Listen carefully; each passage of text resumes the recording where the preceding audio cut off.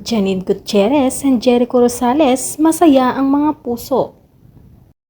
Kapansin-pansin sa media conference ng Lavender Fields ang pagiging sweet ni Jericho Rosales at Janine Gutierrez. Natanong tuloy sa press conference kung isang bulaklak daw ang puso ni Janine Gutierrez. Anong bulaklak ito at bakit? Pwedeng lavender, siguro sunflower, kasi makikita na ang liwanag. Natatawa at kinikilig na sagot ni Janine. Siyempre sinundan ng tanong kay Jericho kung anong favorite flower niya ngayon. Sunflower po, pabebe na sagot at nagboses bata na sagot ni Jericho. I'm just very happy with Rizky. My team is here, I'm happy for them. On my personal side, all of these people that I work with love her. It just feel like if you know what I mean. Seryosong sagot ni Jericho patungkol kay Janine. Hindi man diretsang inamin ni Jericho at Janine ang kanilang relasyon, ay kitang-kita ang saya ng dalawa.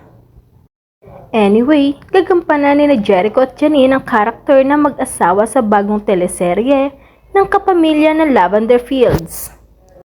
Magsisimulang ipalabas ito sa Netflix ngayong August 30 at August 31 sa I1 TFC.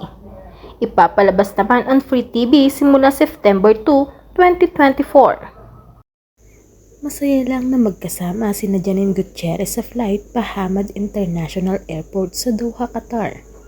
Ang Asia's Rising Star ay pa Venice at pa Milan, Italy naman.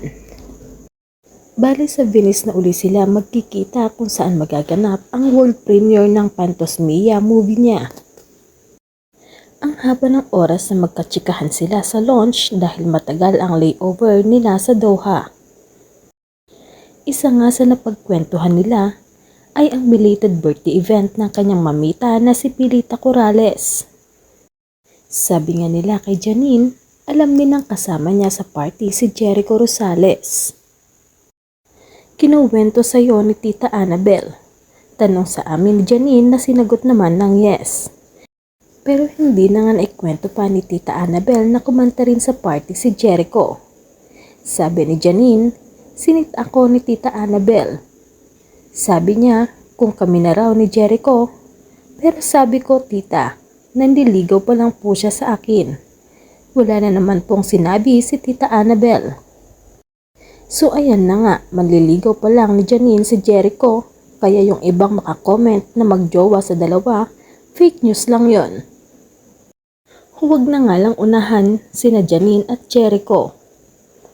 I'm sure, once nasagutin naman ni Janine si Jericho, ay maging open naman sila tungkol doon.